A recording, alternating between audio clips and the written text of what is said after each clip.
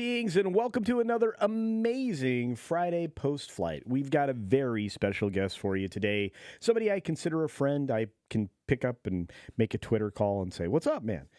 He does amazing stuff on his channel. I'm going to let him promote himself, but if you are interested in keeping up with the latest in a lot of entertainment television, specifically the Game of Thrones things and much, much more, he basically does it all. He's got a wealth of knowledge in a whole lot of areas, but his channel specializes in what's likely going to be some of the best things out there. So don't miss on the Sundowners Club. But before we get him introduced proper, I want to say thank you to, Captain Fandom Nerd. He gifted 5 Coach Casino memberships, which I truly appreciate, my friend. It's incredibly generous, and it's wonderful to have your support for so very long. He's a supporter, he's a moderator, and just a general good dude. For those of you that are there, you also have Olaf out here. He went to bed, but he's a moderator at all times, which I truly appreciate. FKHC 2005, Terry Rose, and Davina Duckworth, our friend Avengers Rising, and so many more out there in the audience. You are incredible. What's going on, John? And man, we got to get fired up. Jacob Bauman, great to see you. A Tipping Barn, and of course Archie Mitchell. But without further ado, we got to jump on top of things right now. We got to get our good guest here introduced. And I wouldn't steer you wrong. He's often a guest on some of my favorite people's channels, not in addition to his own. So without further ado, our good friend, our pal, my pal. That's right. It is the Sundowners Club. How are you doing today, sir? I'm good. To the band with the best beard on YouTube. What's going on? I don't know about that. It's a little discombobulated today, but it's going great. And you are not slacking in the beard category either. Yeah. So you're going to be one of the people I'm going to send some beard oils to see what you think of it. I need it. I think you'll. It smells great. The first scent is this peppermint oil, and it smells fantastic. And there's a bergamot that's on the way, and then I have something that's like a sandalwood. It's kind of a blend, but it smells good. I think you'll like it. But I'm going to send you the peppermint oil first, because then you smell like Christmas all year long. But we're not here to talk about me. We're to talk about you. You know what? I'm going to let you tell everybody what you do and how you do it, because your channel is unique, and I find it quite lovely. Yeah, I appreciate that. I'm excited to be here. You know, obviously, you and I have talked offline and online for over probably a year and a half now. Started my channel about a year and a half ago, and just like a lot of other people that start channels, you know, the question is, what are you passionate about? What do you have to say? And so for me, it was pretty clear that I'm a big George R. R. Martin fan. I'd read the books. As Star Wars had kind of headed the other direction since Disney purchased them, I found George R. R. Martin's books and then the TV shows for Game of Thrones. And so, you know, that was really the foundation for starting the channel, was to talk about all things Westeros. And as I did that, other things popped up that I think are natural progressions from that, which are Westerns, the Yellowstones of the world, the world building that Taylor Sheridan's doing on Paramount Plus, and then things like, you know, Highlander, the reboot from Highlander. So we cover a lot of fantasy, adventure, but I think our foundation is really is around Game of Thrones, House of the Dragon, all things George R. R. Martin. So I kind of want to ask you a question then, because I'm a huge fan of this reboot of Highlander. Mm-hmm. Do you think Cavill's going to pull that off? He's doing a couple things at the same time. It's going to be hard. They've delayed the principal photography, I think, to early 2025. They were scheduled to do principal photography this year, but it's been delayed. You know, I think the question is, Chaz Stahelski, the director that did John Wick, I trust him. He did a really good job on the John Wick franchise. I think Cavill has picked some bad projects that just, you know, he did Argyle, where he was only in it for a few minutes, but they stuck his face on the front of the poster. So when the movie bombed, it's like, who gets the blame? Not the main actors, but the guy that was in it for 5 minutes. But I do think Highlander is a perfect project for him, because he showed in The Witcher in a few of the early episodes that he could pull that off. that type of character. So I have some confidence in it. I still want to see who are going to play the supporting characters. The rest of the cast is important, and then what they're going to do with the story. But I'm excited about it. They've got the Queen music. I thought that was a good decision to keep the original Queen soundtrack. Oh yeah. So there's some good signs, but I mean, Cavill needs a hit. He's had a few things in a row that have just not done well, and he needs a hit. Well, I think he was derailed a bit by Netflix more than once. So yeah. I think that's kind of the point of suffering. But if you're interested, folks, any kind of conversation around that, this man covers, and he does it very well. That was just a little bit of a demonstration of what he can do. Plus, he's got very professionally edited videos. They look amazing. So that's a rare commodity. I don't have time to look professional anymore. So. Me neither. That's why I have people that you and I know that do a really good job at that stuff. That's true. So very true. On that note, everybody now has a feel for you, and I hope they go and check out your channel. It is in the description below. Please do go down there. It tells you a little bit about his channel. I made sure to write that all out, and of course, in the description is his channel.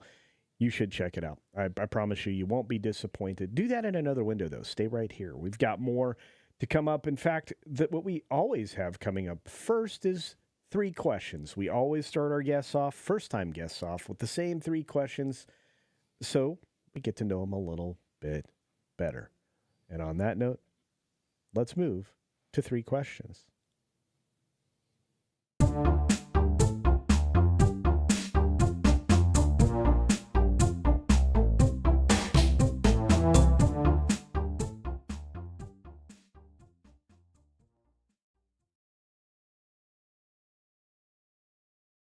All right, we are to 3 questions now, and these are simple. They're always the same, and well, they always are kind of like the barometer for where you are with what you think about television and film, but not the way normally it's the way it's normally done.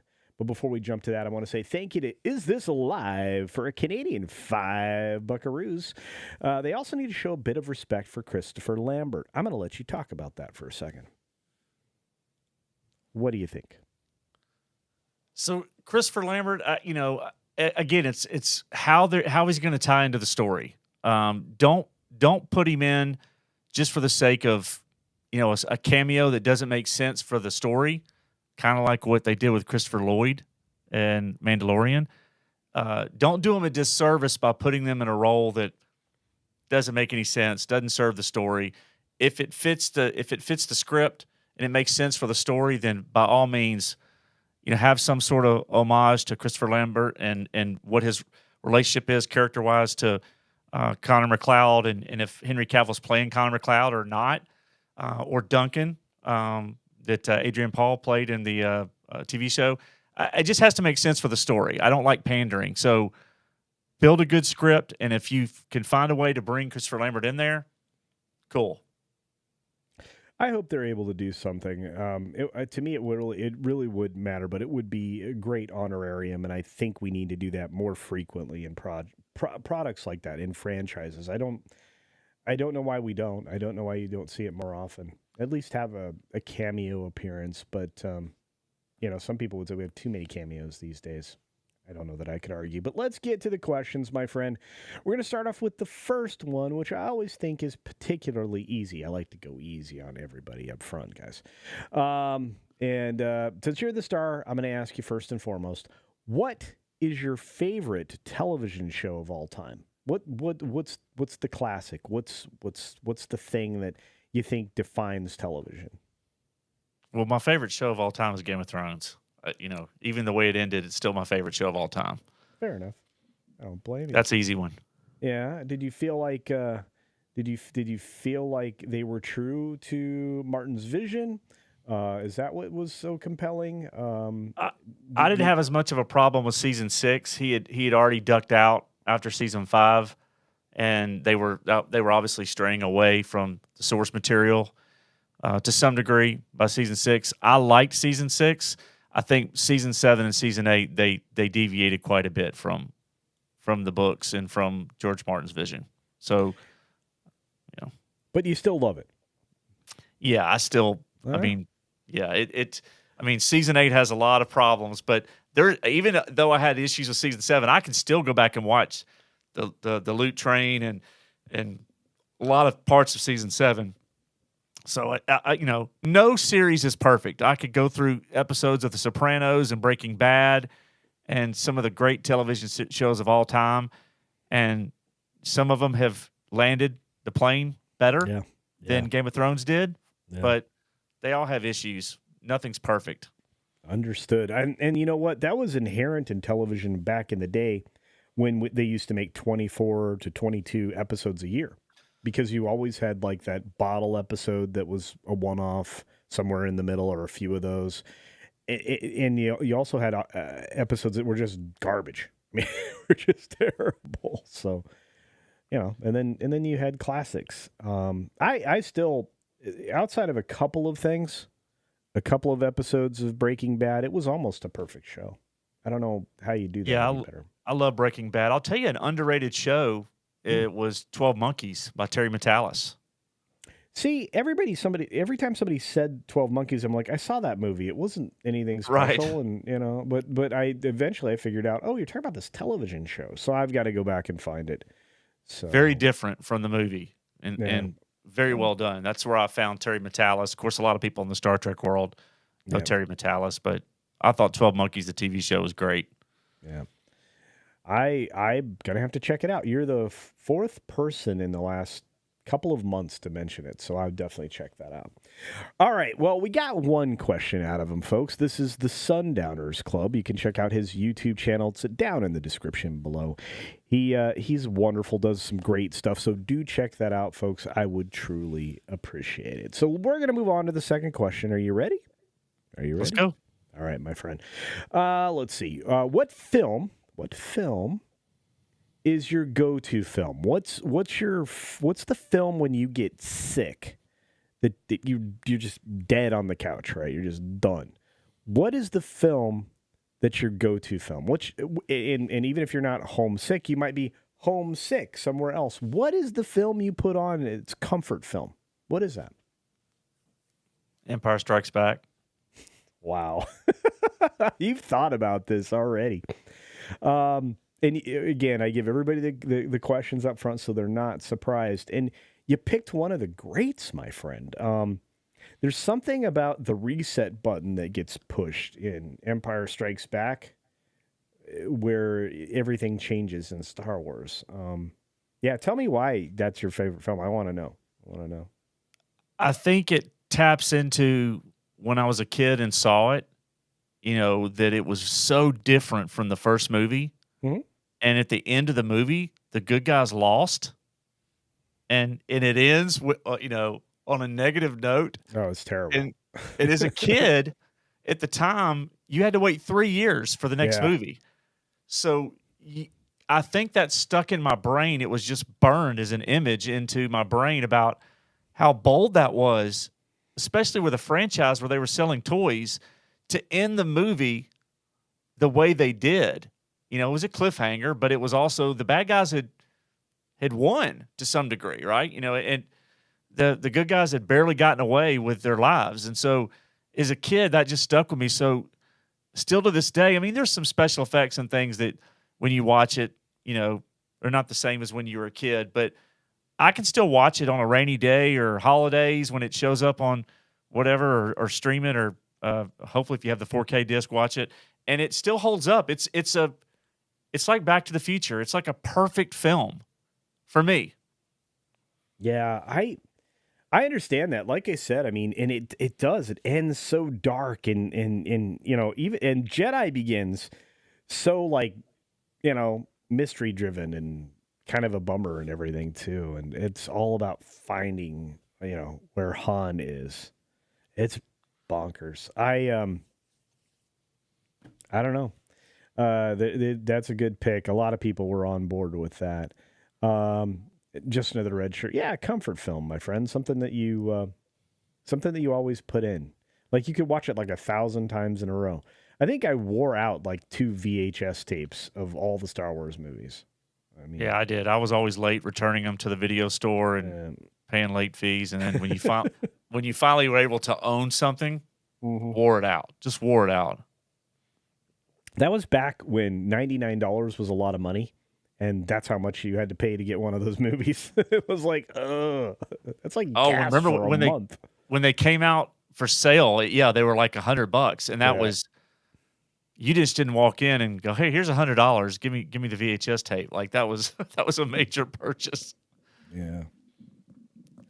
Yeah, for some people, it's their first Star Wars movie. Boy, let me tell you, that had to be the shock of a lifetime. You've been hearing about Star Wars, and then you go to see Empire, and you're like, what the heck happened? It was pretty close to my first. It was one of the first 3 or 4 movies I saw in the theater with my father. So, yeah. Yeah, there was way more depth. That's right. Wow, I love talking about this stuff. Cyrano's like, Blues Brother and Princess Bride. Hey, I get it, man. Princess Bride would be a wonderful comfort film because it's so funny and heartwarming and everything else. It's so good. It holds up. It's still great. Still great. Exactly. There's so many of these movies we go back to this is still great. You know, even if the special effects aren't as good or, you know, they didn't sell something pretty well, you're still going, man, that was so good. Someone said Clockwork Orange. That is not a comfort film. That scared the hell out of me as a kid. Well, Furry Kitten probably came up with something earlier, but Aliens or Clockwork Orange. See, now Aliens I get, right? Because I mean the ending in that is spectacular. Man, such good stuff. Holy Grail's another good choice. Look at you guys going to town. I love this. This is one of my favorite parts of the show because everybody gets to share back and forth what it is, and you think about it, and a week later you figure out, Maybe there's another film I would turn to. Speaking of people I would turn to, Eric K. is in the audience. Hello, Eric K. He says, Cults Casino, you are a bit low, man. Well, thank you. I'm setting at 100 right now. Can you hear me fine? I can, yeah. Yeah, okay. All right, I did turn it up, but thank you, Eric K. You are a master of mods, a mensch of wrench, which we appreciate. Is this live? Has one more comment here on the Star Wars thing. Return of the Jedi has Leia in the greatest movie outfit of all time. Stop with the negative waves, Moriarty. I don't know what that references, but okay. The slave bikini outfit. You can't go wrong. Oh, no, I knew that part. Yeah. Yeah, the negative waves, Moriarty. Is that Sherlock Holmes reference? Yeah, I think it has to be, right? Yeah. Does that mean I'm the bad guy? Or you're the bad guy? I don't know. I'm probably the bad guy. I don't think so. All right. We're going to move on to question number 3. Oh, Tora. There you go, Eric K. There will be blood. All right. The Old Man Cometh says, Back to the Future or The Godfather. Yeah. Back to the Future. Perfect film. Yeah. Oh, Kelly's Heroes. All right. Well, we're going to jump into the next question because, that's how the show works. I'm going to ask you this third and final one, and this one is tricky. It's tricky because most people mishear it or misread it. My question is, what was your best film experience? Not the film, your best film experience. Sometimes it's tied to an event. Sometimes it's tied to a person. Sometimes it's tied to a location. What was your best film experience? Can I say it's a tie? Sure, absolutely. We've had a couple ties on this one. So it's a tie because my father took me to see Search for Spock, Star Trek 3. And I remember the theater we went to. My dad was a big Star Trek fan, didn't really like Star Wars, but and so I remember the poster that had Spock's face on it, and walking into the theater and then enjoying that movie with my dad because he loved it so much. But also the other movie is I turned 16, and the same day I got my license and got my first car, which was a Jeep, and I took a date, my first date, the first weekend of my driving experience to see Batman with Michael Keaton. And the line was around the building, and I had some friends that worked in the theater, and they opened the side door, and I took my date in through the side door, and we sat down and watched Jack Nicholson and Michael Keaton in Batman, and I think because that was a date and it was my first car, that was a great memory. That one wins, dude. It sounds amazing. So I'm stoked for you. Not only that, you came off as big time, bro. That was you big timed into the theater. It was, yeah. So it was a great night. But I remember in the theater, and you don't see this anymore. People were cheering every time he wore the Batman costume, and when he said "I'm Batman," and like the crowd, they went wild. And you don't go into theaters anymore and have people reacting like that. No, that's I mean, sometimes you get applause at the end of the film. Like there was a standing ovation at the end of Godzilla -1. But you are correct. During the course of the film, people would lose their stuff, man. I mean, especially that Batman movie. Batman '89 was incredible. I think I saw it like 5 times. I was silly. Spent a lot of money on it. But I loved it, and I bought the soundtrack, and I bought the score. I mean, the boss and I drove around the entire summer with that score playing in my Camaro. I flippin' loved that score. It was so good. Danny Elfman. Memory. And look, he still holds up as Batman. I know, right? They wasted him in that Flash movie. So. Yeah. But so you turned in 2 great experiences, and I understand the one that holds it for you because of the dad moment.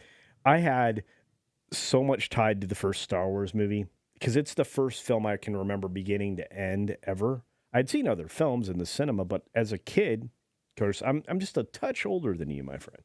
But a couple of years actually, I think. But although you look way younger than I do, I must be doing something wrong. Anyway, but seeing that movie, I tell everybody, I'm like, that changed me. It made me want to know, how do they do this? How is this possible? How does the lightsaber work? I wanted to know all about the special effects.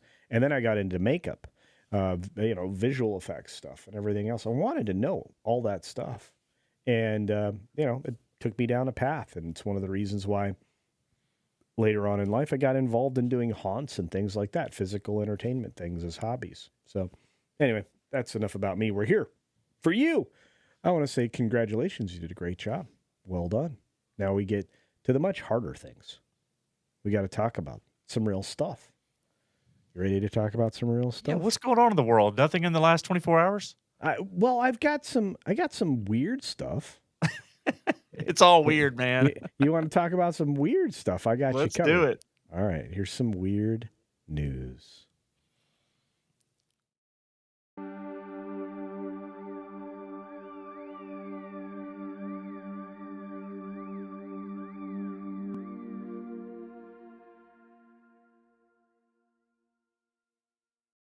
Jump into just how strange they are. First one's coming out of Canada. There's a weird event. It happened for my Canadian friends up there, and I see you out there. You can see them out there. You see them. I see them. They are,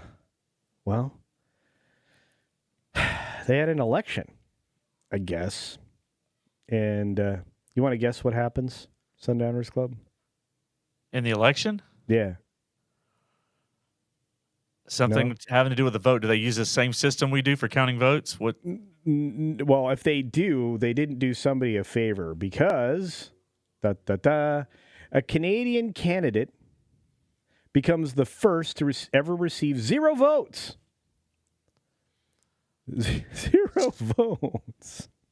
What was the population? What was the vote size of the? I don't know. We're going to read it. I just wanted to run this one. So I guess this guy named Félix Antoine Hamel was one of 84 candidates to run in a Toronto by-election. I don't know what that means. But he was the first candidate in the nation's history to receive 0 votes. Didn't even, vote for himself? I mean, come on, bro. Didn't have any family members or anybody that... I don't know, but there were 84... Family didn't even like him? There were... he didn't like himself. I mean, that's not good. So I thought you'd love this one. So it says... So anyway, he and 76 others were approached by election reform group Longest Ballot Committee. So they packed the race with candidates to successfully create the longest ballot in Canadian history. So I guess that was the whole scheme here, right? But he was the only candidate in the race to receive 0 votes. That's bonkers sauce. He said he didn't even vote for himself because he's not a Toronto resident and therefore not eligible to cast a ballot. Wait a minute. He can run for an office, but he can't vote for an office? This sounds really American. He's not eligible to vote in the district, but he's eligible to be on the ballot. The parliamentary database confirmed that that this is the first time it's ever happened. 6 other candidates in the race received only 2 votes each. That's 12 more votes than he got. He got bupkis. Anyway, I thought you'd like that one. I thought it was funny. It's crazy. Yeah, there's nobody at a coffee shop that he regularly tips that would vote for him? I don't know. But the chat's loving it. The chat's loving it. Oh, man. Getting closer to being America every single day, Canada. Yeah. It's a true story. It's a true story. Man, this is bonkers. All right, we're gonna shuffle on to the next story. I think you're gonna like this one too. Do you like guacamole? My wife loves guacamole, and I like it if it's really fresh and prepared well. I like some of the lime juice and some of the citrusy taste to it. So it depends on how it's made. All right. Well, hang on a minute. See what's happening. I have to respond to Mexican Iron Man, which I just did. All right, back to it. So you like it, but it's your wife's favorite. Okay. Yeah, she loves it. In my house, it's like a garnish for food, so it's always around.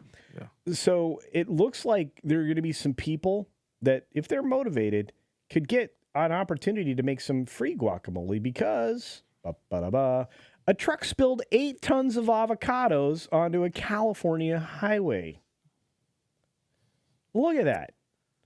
And that's a big wrecker, right? Yeah. Is there more than one truck, or is it just one there? It looks, well, I don't know. It looks like one of those truck and trailer rig things. I mean, it flipped clean over, right? So it says here that on the 101 freeway in San Mateo, drivers experienced hours of delays, 8 tons of avocados. Yeah, the California Highway Patrol's Redwood City office said the truck carrying 8 tons overturned in San Mateo and spilled its load of the superfood on the northbound lanes just before 4 a.m. The crash involved, this is bad news, 2 other vehicles, but no serious injuries. So it took several hours to upright the truck and clear the avocados out of the roadway. So nobody stole the avocados? I would have used those avocados, bro.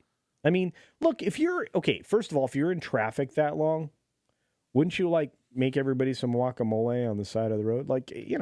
Who doesn't have lemons in their vehicle or even limes? So I'm from Memphis, and I can tell you that anything like that would overturn on the interstate, it's whatever comes out of that truck is gone within free. 2 minutes. 1 minute of the truck overturning. It's free. So I'm not used to living in a place where a truck that has anything of value overturns and there's anything left. Well, let me tell you right now. So you see that K-rail? Yeah. That K-rail's 4 feet tall. So, nobody on the other side was going to, stop and hop over. And then the people here were obviously kept well back. But I would say that this is probably, that looks like a U-Haul or like a. Yeah, it doesn't look like a huge. So you think maybe that this was involved in that crash? I don't know, but it's pretty wild. I thought it'd be fun. Yeah, I'm looking at it looks like there was another piece or another vehicle, a truck in front of it because looking at the wheels, but. Yeah. And, the chat, you guys are brilliant. And I want to say thank you to the Gatekeepers Diamo for $5. Says, what's up, guys? Hope everybody's having a great Friday evening. I hope you're having a great Friday evening. And thank you for the $5. Appreciate that. Let's see. One of the few things California does well is grow avocados. You are correct. Indeed. It's a very expensive wreck. I think Nano Reaper wins the comment of the day here. That's a lot of hipsters that won't be having their avocado toast. That's right. Also said a Penske truck. Yeah. Is it? Oh, it's a Penske. That's what it is. Well done. Yeah. Avocados from Mexico. That's right. Guys are on fire. Avocado trees are hard to grow. The best avocados are Haas avocados. And if you have a genuine Haas avocado tree, it's actually a cutting. Because here's a weird thing that I know, which is dumb. Avocados aren't true to type. So it means if you take an avocado pit and you're actually successful in growing it into a tree, it's not going to grow into a Haas avocado. Because they're not true to type. It'll do something else. Isn't that weird? Yeah, we've,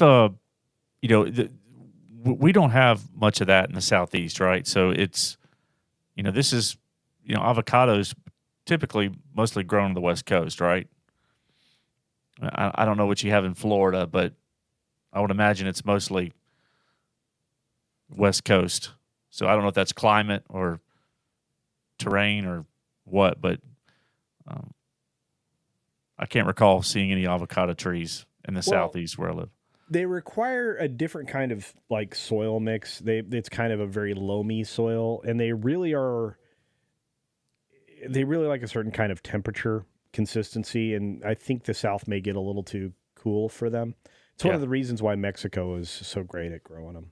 Yeah. So, but wild stuff. But I'm not done. I got more for you. I know you're excited. What if I told you that even myself could score a goal on this particular soccer field, like from like 60 yards away, I could score a goal. You want to know why? Yeah, I'd have to hear the explanation and then maybe see it. All right, well, here you go. You don't have to hear it. You get to see it. It's right here. Boom. A massive sinkhole swallows soccer fields at an Illinois park. They're actually, yeah. That's a soccer field. Oh, I think I could score a goal. Yeah, you'd hit that one. I don't know. You think you could do that? the first question, this doesn't shock me.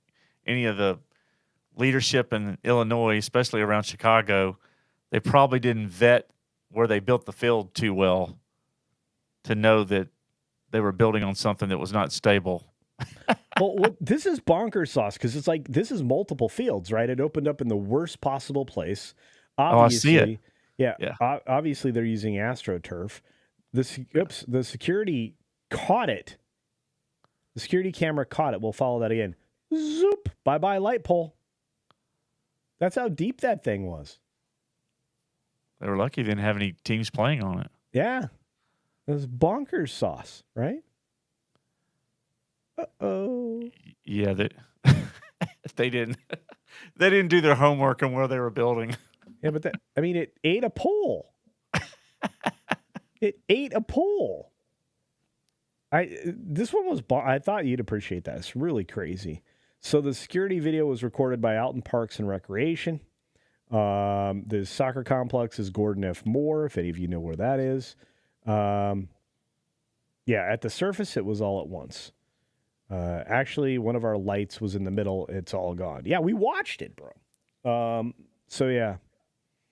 So the hole was caused by a collapse in the mines that are located 150 feet below fields 3 and 4. I guess the New Frontier Materials company that operates the mine said the engineers were sent to the park later.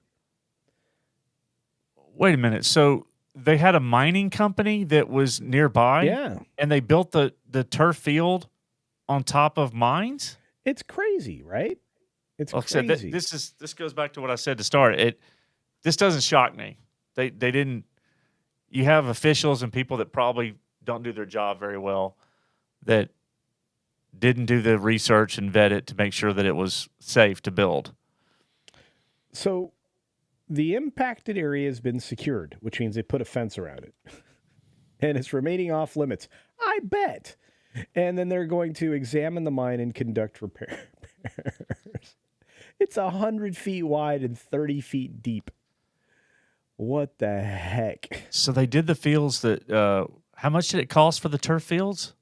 It was... it's a $1.2 million project in 2018. Well, that's gone. They won't... The turf's toast, right? Yeah. It's just done. But I thought that was bonkers sauce. So I thought you'd appreciate that. It's just odd news. I come across this all the time. I'm like, I don't know where to put it. So it comes on this show. I'm glad you're getting a chuckle out of it. But, man. And look, I mean, Illinois is not known for doing things spectacularly well. And the chat is, again, on fire. We got people chiming in here. Detroit is built on top of a salt mine. I did not know that. That's crazy. His Melody goes, location. There you go.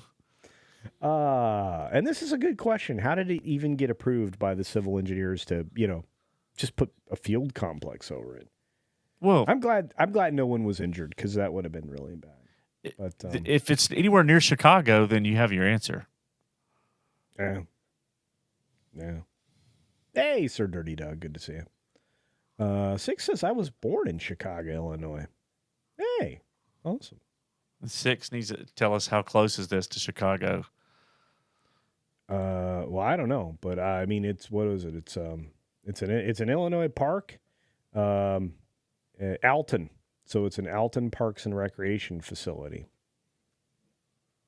So it's wild.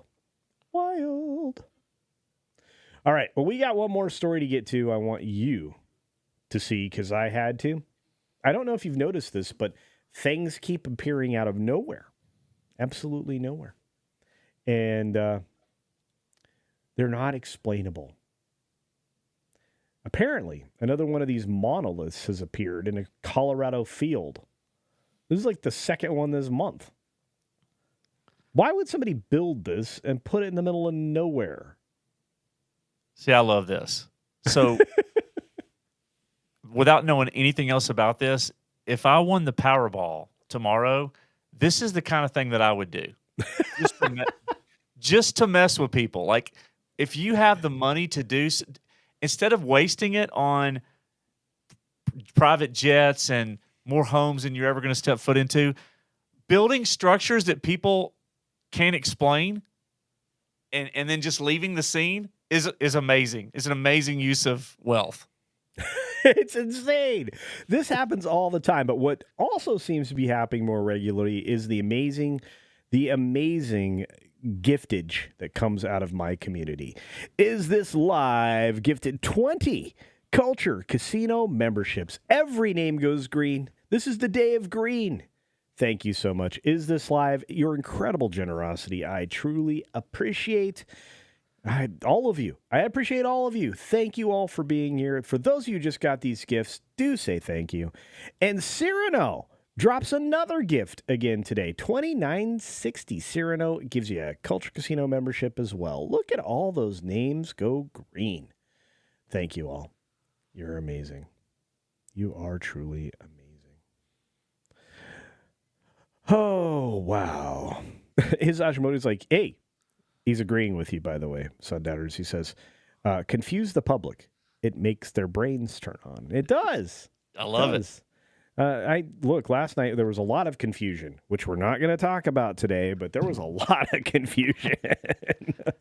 So anyway, let's get to this. We'll keep reading. So the mirrored monolith appeared in northern Colorado, the second such structure to be found this month. It's 8-foot-high metal structure spotted at the Bellevue Field, and it went viral. Lori Graves, who owns the land on which the monolith was discovered, said many people have been asking about the mysterious structure at her nearby business, the Howling Cow Cafe. She says, I don't know where it came from. She has I have ideas, but I almost don't want to ruin the mystery around it. I'm not going to ask people, which I get. I mean, okay, so 3 weeks prior to that, right, there was another one of these found in the desert north of Vegas. Now, these are being found pretty regularly. And that one was removed by police because they were afraid that there were going to be crowds, to wanting to see it. I don't know why you'd even remove it. Just put a fence around it. But yeah, so the Colorado monolith is 4-sided. The Vegas one is 3-sided. Okay.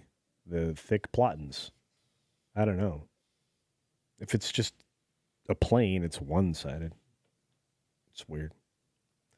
So, okay, so these have been appearing, listen to me speak, appearing mysteriously since 2020. So here we go. This is what you would do, right, Sundowners? You would go to Utah, California, Las Vegas, Texas, Florida, Wisconsin, Romania, and the Isle of Wight. That's wild. Yeah, that's the Isle of Wight. That's interesting. Well, you inspired me today to find some of the best and the brightest of these weird stories. So all I can say is thank you. So what was the name of her restaurant again? The Howling Cow? Hang on. Her business, the Howling Cow Cafe. Okay, she's in on it. I don't know, but it's brilliant. She's going to have all this extraterrestrial stuff going on in her cafe. Yeah, look at it. There it is. Okay, I put up the video. There's the video. I feel like I'm going to hear, like, Close Encounters music. Yeah. And it's mirrored? It looks like it's mirrored. It did look mirrored, right? Look at that thing. Or just shiny. There's the lady. But that's Cracker Jacks, right? Wait, hang on. So there it is from the air. Yeah. So somebody went to the trouble of stabilizing it in the center, right? Yeah. Maybe they have a bar up there to wield it in place. It looks like it's secured on the bottom, maybe with cement. Yeah, it looks like they dug. I don't know how they got it there, but kudos to them. Right? It's pretty cool. Maybe it's like the first step in something bigger they're going to build, and people just think it's a monolith, but it's like the first piece. Yeah, it's so great. Is this live? Says 2001: A Space Odyssey. Yeah, but we didn't get one on the moon yet. Right? I'd build a Stonehenge. Yeah, get some big, like 14-ton rocks and put them in a circle. The Gateskeeper's Diamo says for $10. Thank you again, my friend. That's very generous. Says an easy way to get tinfoil hats like myself to get immediately intrigued. Also, that's the monolith from 2001: A Space Odyssey. Prove me wrong. I'll wait. I can't. Yeah, it does look like it. Very much so. Very much so. And thank you for your generosity, my friend. That's 2 super-duper chats. Man, we're rolling in the dough. I need to have you on more often. See, I told everybody you were pretty, so all the ladies are out there. All the guys are throwing money at you. Wow. No stuff. Sorry. All right. Well, we're gonna jump on to today's topics because, hey, we've got news. And that means we've got trouble. And this is not River City. Let's jump into news.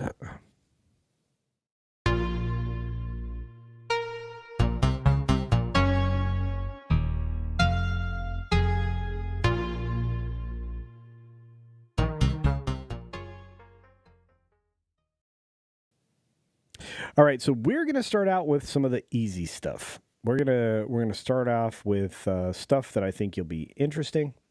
I think you'll find interesting. Hang on, as soon as I get the right window out.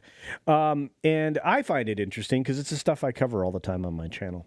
For those of you out there, you have this movie, this animated film, a rare win for Disney that's doing quite well. This Inside Out 2. Have you seen the film, or it's not something you would go see? No.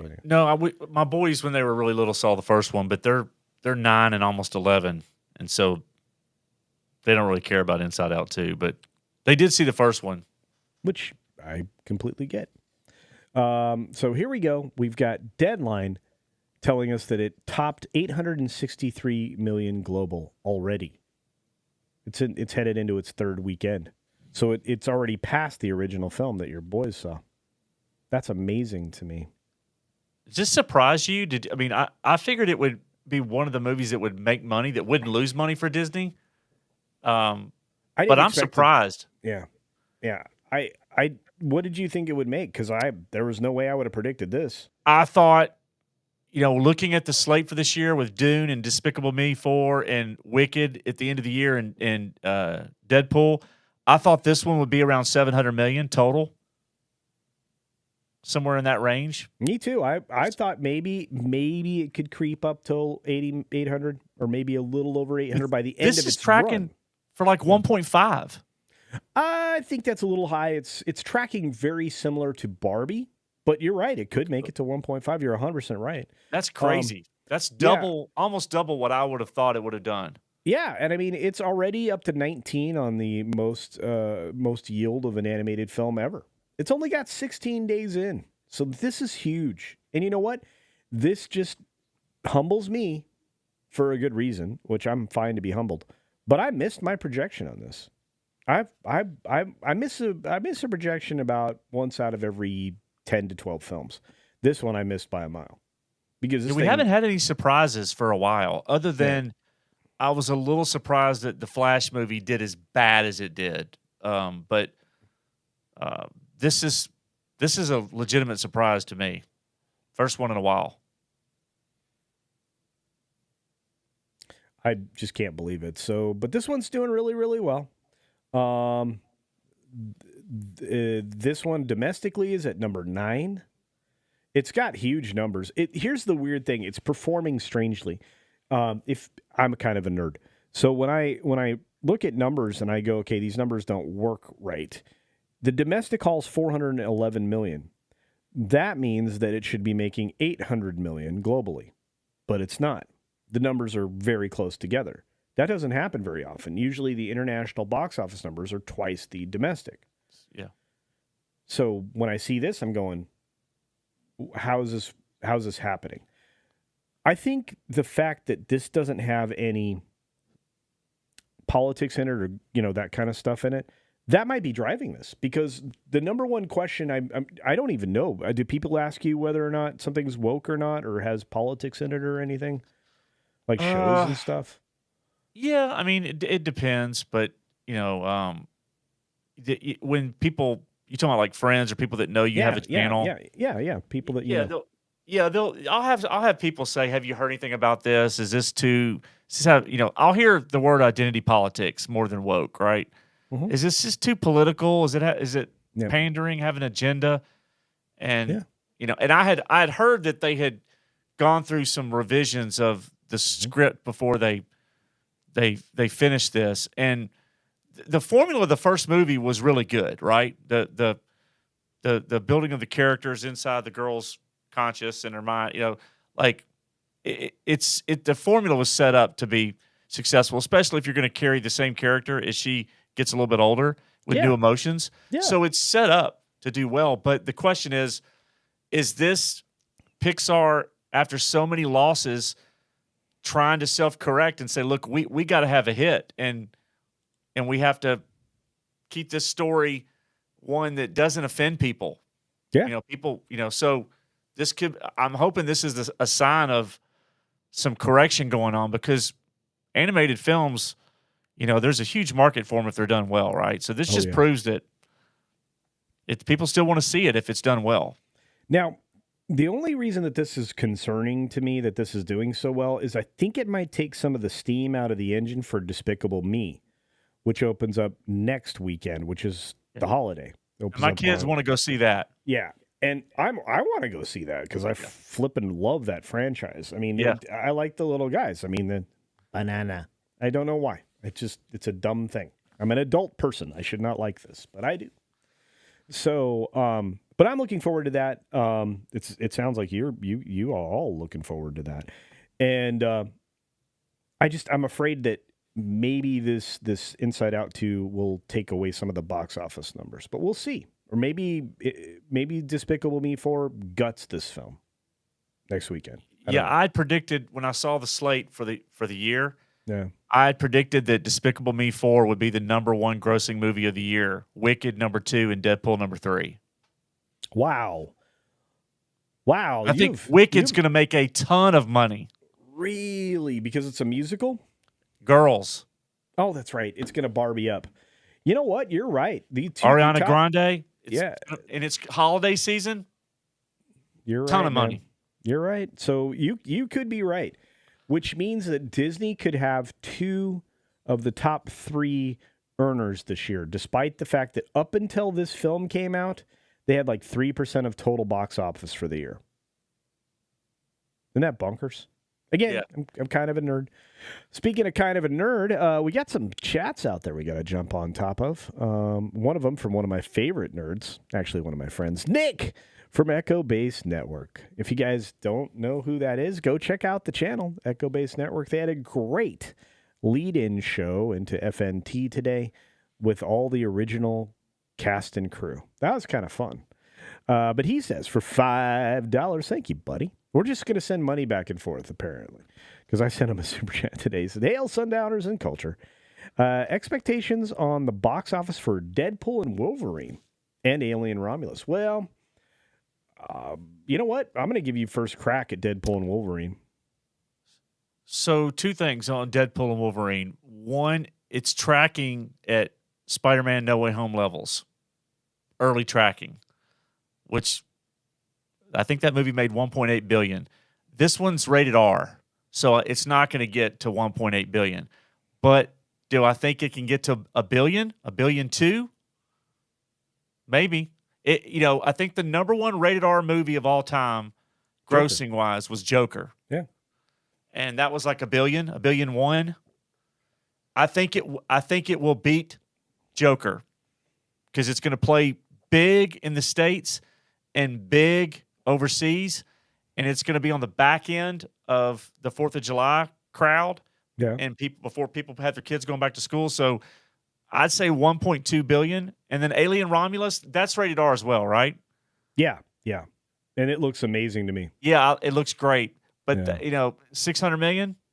Oh, that's a good number. That's in the ballpark I was thinking too. Yeah, I think I was going to put a tick higher, a little like somewhere around 650. But I think you're in the right ballpark.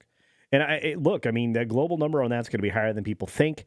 There's a lot of buzz for it already. I don't know if you ever get a chance to catch it, but over on the HCast, Mr. H Reviews channel, he loves Alien. He loves it, man. And he, when he's excited for something and he's not worried about it. Yeah, I think that thing does 650. But backtracking to the first one, Deadpool and Wolverine, $980 million. Okay. Yeah, and the only reason I think that is, is because I refuse to believe that people are going to follow it around like Joker. I think it'll have a cultural relevance, but I don't think it's Disney saving. What I also think is people are funny. They say funny things about me. CC saying he's a nerd is like saying water is wet. Thanks. Like avatars of the beer. Hey, guys, check out Hughes, Agenda-Free News. Good to see you, buddy. And Nano Reaper's going to be like, Minions. Love the Minions. I love them. They're so good. Who created the Minions? Like, writer-wise, who created them? Somebody over at Illumination. Whoever it was probably some French guy, which makes sense because it's like, banana. They look like French guys. Sorry, it's a joke. We do jokes here. All right. Anyway.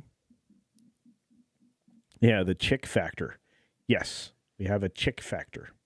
Is this live? Yes, it's the chick factor. We like no chicks doubt. here. Inflation definitely is going to help. That's true. I don't know. It is what it is. Are you worried about the only thing that concerns me about Deadpool and Wolverine is there's a lot of creative control given to Ryan Reynolds, and he's got that campy humor, but it's a fine line between that humor and then it just being taking away from the story. And then I'm worried about too many cameos.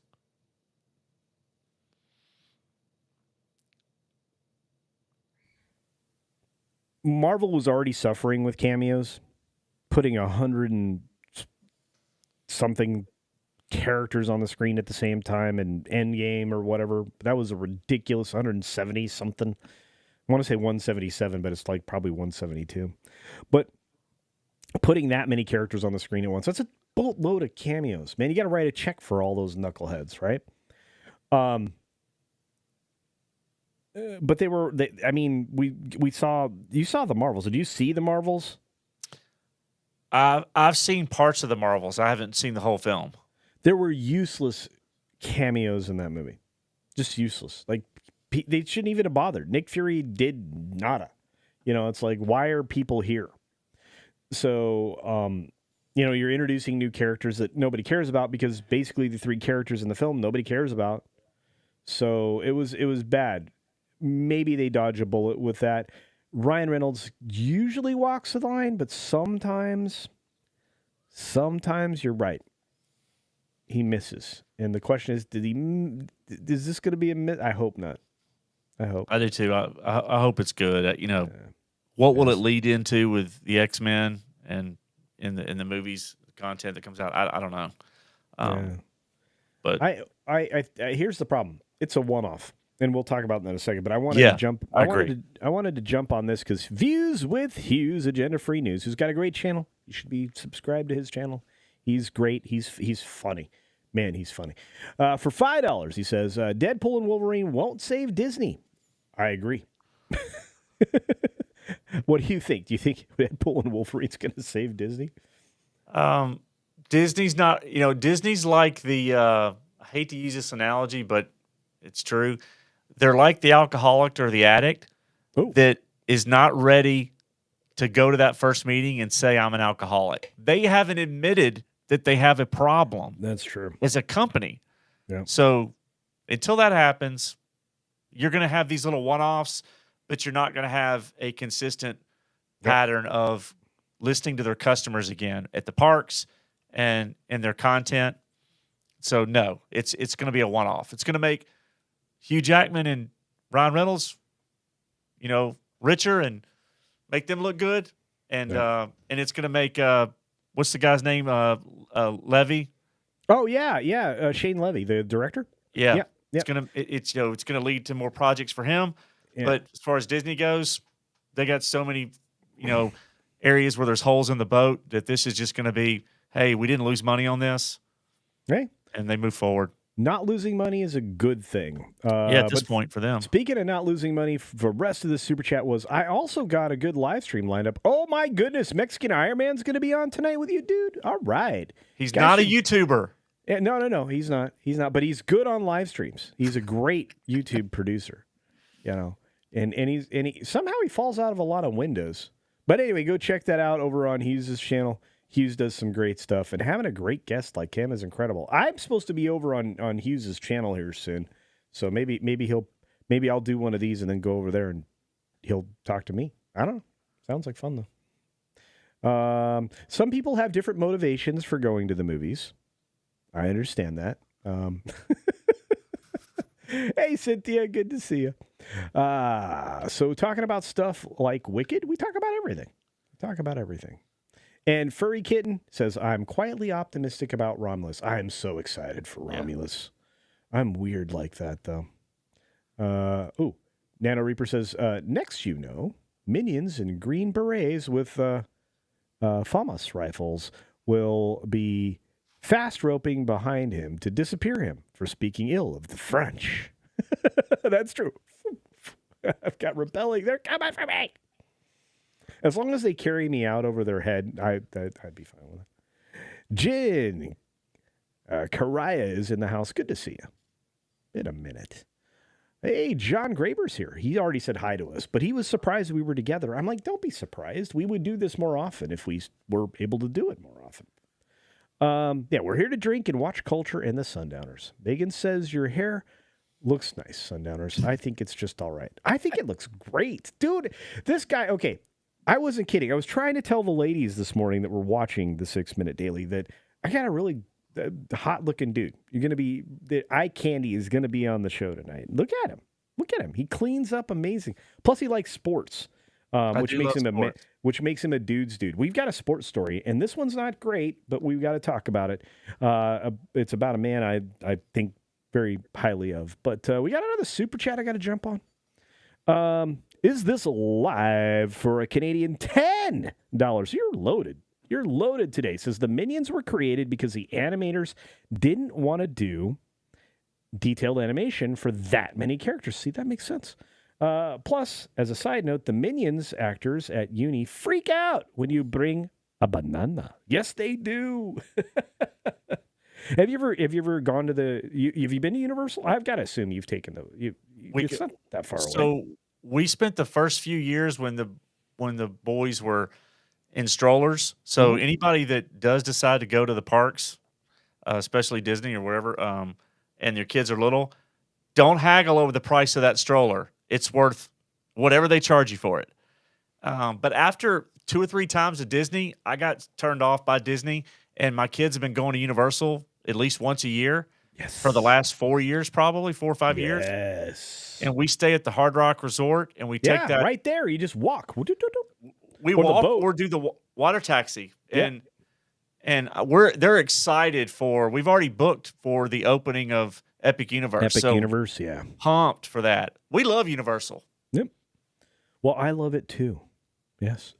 Yeah, I talk about it all the time. I got to get you on one of the theme park streams. You'd be a hoot and a half. But anyway, thank you very much for that. Is this live?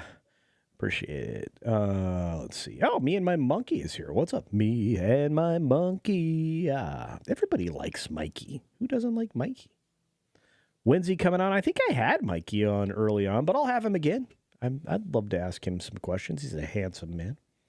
So we got another topic I want to jump into. Oh, wait, I'm being corrected. Wait, here it is. You called him pretty, and you never do that for any of your high rollers. Well, you're pretty too, is this live, especially after you gifted 20 Culture Casino memberships. And Captain Phantom Nerd gifted 5. He's pretty. You guys are all pretty. You feel pretty. Oh, so pretty. You're so pretty and witty and I don't know. Maybe you are. Another thing. Anyway, we're going to get to this. I can't do that to my audience. I can do this and talk a little bit about Dick Vitale. The bad news is he's got cancer again. Dude, this guy has been battling cancer now for a decade and a half. What is it with all the sports analysts at ESPN getting cancer?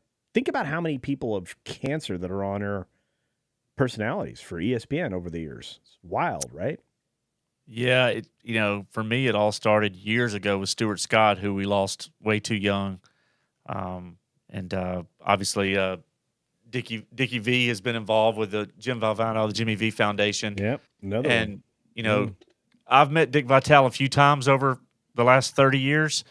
And he always, when John Calipari was coaching at Memphis before he went to Kentucky, he would come to town and they would go to Tunica. For people that don't know the area of the South, there's a casino, Tunica, Mississippi, about 50 minutes outside of Memphis. And so they would have this big cancer benefit that Dickie V would host and raise a ton of money. He's been doing that for 2 decades or longer.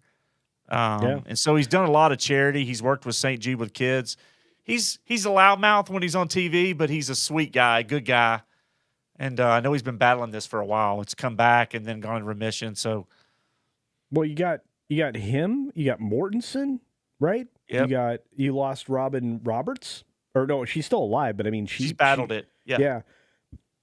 It's been bonkers. Male, female talent over at ESPN gets cancer. The Scotts thing broke me up because that dude was cooler than the other side of the pillow. He was a star before all the people you see today that have made millions. There were only 3 other guys. You had Eisen, Dan, Rich Eisen, and Knucklehead. I won't even say his name anymore. Yeah, because he went over to PMS NBC. But and he got fired. Anyway, this is just really bad news. So it's in a lymph node. He's getting surgery on Tuesday.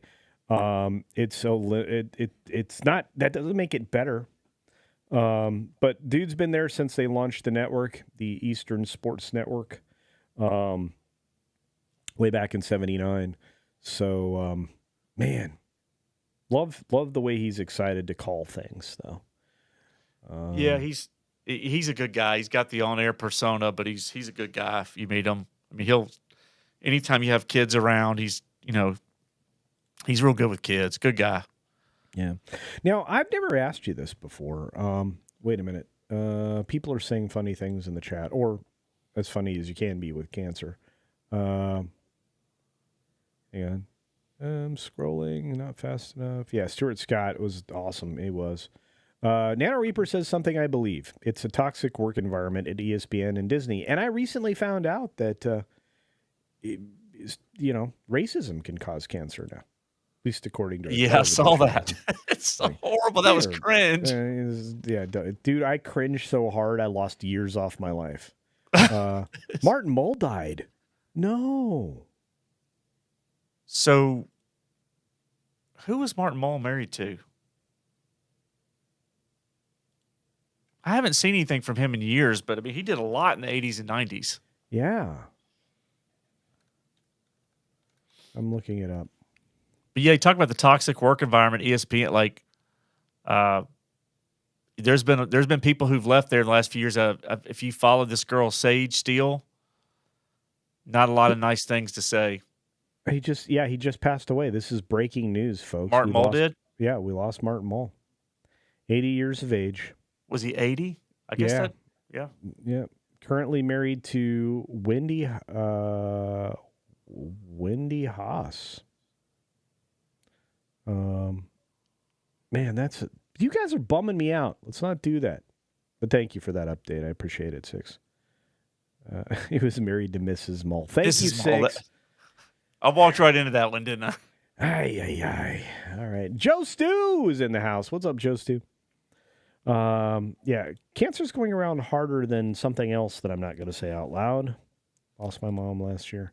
I'm getting more and more concerned with my health. So I'm getting regularly checked for all kinds of things that my family gets for fun. I encourage everybody to get checked regularly. Fair? Yeah, I would say that without getting into anything political, the only thing I'll say is that do everything in your power to not have people tell you can't go do screenings. No, go do screenings. That's one of the worst things that happen. Fight with your insurance company, right? Yeah. Right? Yeah. Screenings can save your life. And I think we're having a lot of people that we're going to lose this last year, this next year, because in 2021, they couldn't go do their screenings and you lost time. And the older you get, you can't do that. And so fight to go get those screenings done. Save your life. Yeah. Sorry about that news there, the Peter Venkman fan site. Peter Venkman. Good to see you, dear. Hope you're doing well. John Graber says something brilliant because he's a space jockey. He says, how do we get into the Sundowners Club? Secret handshake? Secret code word? Secret door? Secret squirrel? Actually, Sundowners Club, the link is down below in the description. You should go check it out. You just have to know what Sundowners really actually means. Yeah. Well, I mean, it's an interesting motorcycle club, to be fair. And of course, there's the medical term that, could have been used last night. Yeah, I saw that in the chat. Let me tell you. Hey, maybe I can take advantage of that and go viral. Hey, I would help. I would help. This is rough swing. Gatekeeper's Dynamo says you just have to be white. That's rough. That is not true. That's rough. Apparently, John Graber says that you offered to check his prostate. John Graber is a pathological liar. If anybody's anywhere near Indiana and near him, call him out on it. Yeah, but he's got a great daughter. Yeah, and true. Over 40, you're going to get real familiar with this hose every 2 years, in not a great way. Yeah. No comment. Hey, Terry Rose, good to see you. All right, we got one more thing I wanted to cover with you because you live where you live, and because I'm headed that direction eventually here to be fully retired, but still doing my hobbies as businesses because I'm dumb. But I love this place where I'm at. There's a couple of them that are close by. I frequent it because it's a U.S. company, and they did something I didn't think that they were capable of. And I'm not sure if you want to comment on this or not, but I'm going there. Tractor Supply called Uncle. They decided to end DEI and climate efforts after conservative backlash. You mean after reasonable humans didn't want garbage-tasticness everywhere that they went, especially a place that they frequented regularly. Do you see this? I am very, very familiar with Tractor Supply in the story. I'll just leave it at that. Okay, fair enough. You know where they're headquartered, right? I have no idea. Nashville. Oh, really? See, for those of you in the chat that don't know, I'm looking to relocate to Tennessee because it's beautiful. So hearing that this company is in Nashville, good news to me. By the way, Nashville's super fun, especially around the Paper District, Paper Street, and all that. I love that. Love walking down the street, and there's all these amazing bars with music, live music everywhere. But if you step outside of Nashville, Tennessee's beautiful. They have incredible stuff to offer, and I love it there. But anyway, so they gave it up. Did you see this announcement yesterday? It's amazing. I did. Yeah. So Tractor Supply said it would be eliminating all of its DEI garbage, retiring current DEI goals, and it will not elaborate on what was entailed in eliminating those. Lots of pink slips, I hope, or opportunities to move into a different part of the company is more likely what they did, because they treat their employees very well. I know this for a fact because I know people who have children that work for them. I don't know if you would know any of that, but I guess they're going to stop sponsoring non-business activities. I don't know. Right. So for those that don't know, Brentwood is an upscale suburb of Nashville. Very nice suburb. Brentwood and Franklin are where all the country stars and a lot of the celebrities that have relocated to Tennessee because there's not a state income tax. That's where they live. And so that's where their headquarters is. And anybody that's been to any type of outdoor festival or anything, and there's a lot of them in Nashville, where you would see the pride and LGBTQ presence, Tractor Supply was always sponsoring those things. So it wasn't a secret, but this thing went viral recently with some of the things that someone saw inside their offices and things that were going on. And so it put a lot of pressure on them. And so I was told that nobody's going to get fired. They're going to move roles around, and but there's some people that are very, very hardcore in their belief that this is not a good decision. So I would expect those people to leave the company, but they're not going to be fired. No, and again, they love their employees. They treat them like family. I hear nothing but amazing things out of Tractor Supply. If I was going to work a job for somebody ever again, that'd be a fun job for me, because I would be like, oh no, let's go find that. I'm one of those old men that, I'd greet you at the door if you wanted. And for people that maybe don't know Tractor Supply, it's in a lot of rural areas of the country.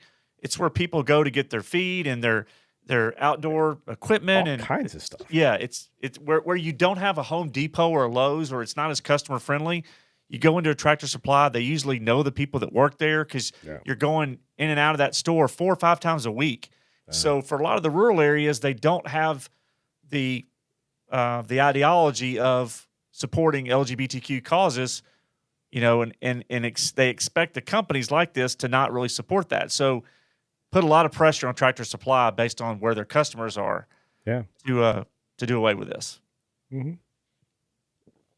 And they did. It was a pretty detailed rebuke, right? You don't see many companies react the way they did. Yeah, well, what they didn't want to have happen is they didn't want a Bud Light moment at all. They did not want to be Target, which they can ill afford, right? I mean, and honestly, they're like a place that you go. They're a general store. Literally, that's what they are. You could go there and get nearly anything. I mean, the hardware, all kinds of stuff. Yeah. You need a replacement part for one of your pieces of equipment, it was probably there. I mean, You need Fox Fox Defense for your chickens. They got it. They got all kinds of great stuff, man. So yeah. Anyway, it is what it is. We got another super chat from Is This Live for a Canadian $5 Canadian. He says, funny thing, the Sundowners Club is a famous strip club in Niagara Falls, Ontario, near where I grew up. I don't want to know how you know, or you probably were too young to go there. What? How, the relational memory there concerns me. Is This Live? Come on now. Come on. Cynthia says, I wonder if their margins are plummeting. Well, they were having some trouble. People were definitely not shopping there. They were going to drive a little bit more. This is the big problem with going into it. You know what I'm saying? Yeah. And Nashville's great. I agree 1,000,000,000%. Speaking of amazing things that I agree with 1,000,000,000%, Joe Stew being incredibly generous again. Holy cow, Joe Stew. Thank you for 20 Culture Casino memberships. My goodness, Joe Stew. Look at all of the green names. The green names. We're gonna have a member stream on Sunday, folks. Because how many members is that today, Culture? Oh boy, I don't know. Hang on. I can't carry. That's a lot of math. Over 100. There's over 100 members today, you guys. Holy cow, the generosity of my audience. You guys are great. For those who just became members, hey, share the wealth. Let people know they can get membership and some membership benefits, like a membership stream that we're going to have on Sunday. And for those of you that are high rollers, you get a public live stream in front of everybody. Even Six is going to be part of the next one, I hope. She's amazing. Look at all of this. Is This Live says, nice. I agree. Nice. Indeed. Thank you, Joe Stew. Really appreciate it. Very generous. You guys are amazing. I don't even know what to say. When you get hit like that with that many times with all these amazing people, obviously Joe Stew and Captain Fandom Nerd and everybody else that hit along the way. Think about how many gifts we've gotten. I think it's because of you, dude. I'm going to have to have you on more frequently. No, because you're just on a roll, man. Is This Live gifted 20? I mean, this is crazy. You guys, was it payday? It must have been payday. I appreciate that. We welcome all the new members. Culture's planning a members-only stream coming up Sunday morning. I think he said no, it's not 3 a.m. No. Why are you doing this to me, Six? It's not that early. Okay, I tell you what. You take a nap, okay, sweetheart? You take a nap. It will be at a reasonable time in the morning. But we will have a Saturday stream tomorrow, which I'm looking forward to. All right. It's a Matchbox 20 song. It's 3 a.m.? Yeah, and I'm lonely. Hey, I'm going to say, baby, it's 3 a.m. and I must be lonely. Anyway. Classically trained singer here, kids. All right, what else do we got? We got, we got Little Mouse. Hello, Little Mouse. And for those of you on Rumble, I don't see you. Did this not go out to Rumble? There were issues with Rumble today. I heard Kendall talking about it. Oh, so I got Rumble denied. Denied. Is This Live says I got about 120. I think that's true. Which means we are back up to that 700 number that I thought was days of distance past. You guys are amazing. I have the best audience. I'm sorry. Sundowners, I know you have an amazingly dedicated, wonderful audience because your channel is vastly superior to mine. No, I don't stream. You need to stream, bro. That's a story for another day. I will produce for you. We will do it together. It'll be a lot of fun. I think you would enjoy it. At some point, I'll be back. I see Keely Chow in the chat. You know, what's interesting is when I first started my channel and started going on people's streams and kind of getting into YouTube, Keely Chow was the first name I saw in the first chat. Isn't that amazing? Keely Chow is everywhere. And you know what? You always have to say, roll tide. Roll tide. I'm in Tide country. Yeah, you are. Yeah, you are. There's as many Alabama flags and signs around where I live as Tennessee. Oh, it's crackers, dude. Man, LSU flags. I mean, like I was driving, dude. You drive down the 10 when you leave Texas. From that point forward, it's SEC everywhere. It's like holy cow, bro. Well, it's about to be even more because Texas and Oklahoma are joining the SEC. I know. It's bonker sauce. Nashville does have a great AAA baseball team. That is true. Fun, yeah. What else is going on? We got and hockey. Hey, Vampire's here. What's up? I think I saw you earlier. Yeah, as long as you don't need parts for a John Deere, if you need those parts, you have to go to the dealer because of the evil green. Yep. I'm going to tell you a little something. Right to repair needs to be a law.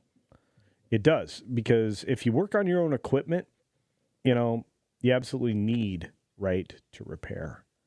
You should be allowed to. If you know how to do it, you should be able to do it. Nano Reaper's right, though. That's a big sticking point for John Deere. Yeah. Well, here's something I wanted to highlight because Nano Reaper's spot on here.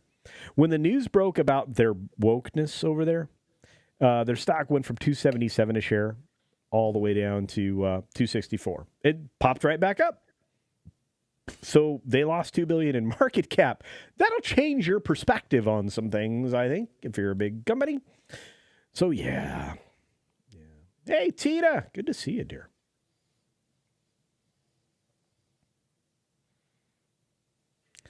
What else is happening? The Nashville Sounds. That's right. That's it. Yeah. All right, we're gonna have to do this, and I hate to do this because we are on a tight schedule with this show. We got about 6.5 minutes left. You are by far an incredible guest, one of the best ones so far.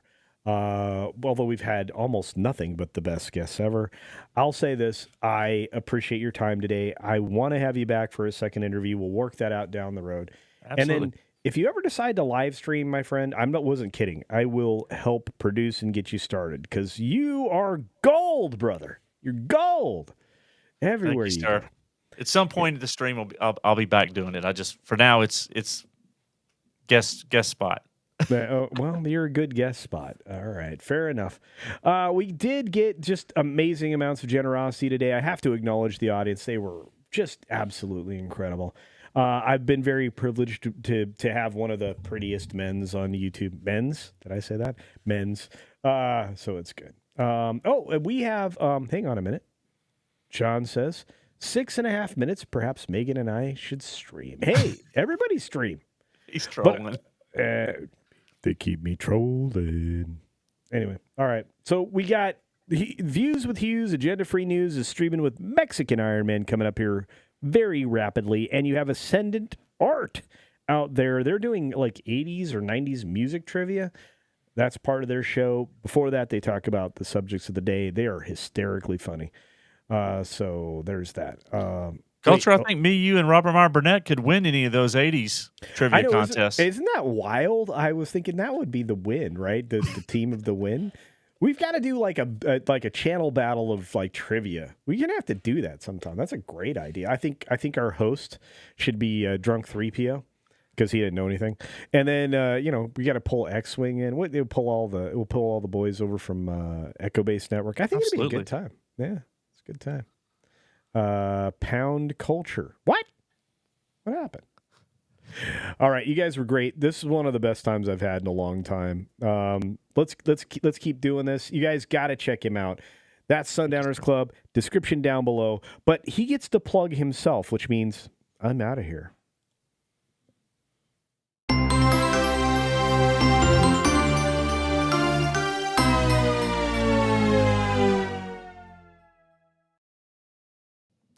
First of all, Culture, thanks for having me on. I really appreciate it. And thanks to Chat for being here tonight. Good conversation, good comments. I appreciate everybody. For those that haven't checked out my channel, we cover science fiction, fantasy. There's a lot of focus around Game of Thrones. So you'll see a lot of content around House of the Dragon, which is out right now, which is an amazing show. Season 2 is going on right now. So catch up on House of the Dragon if you haven't already. But anything that is around the world of George R. R. Martin's Game of Thrones, we cover it. And then we cover the things that we enjoy. So we'll do a little bit of Yellowstone, a little bit of the movies coming out like Highlander, Deadpool.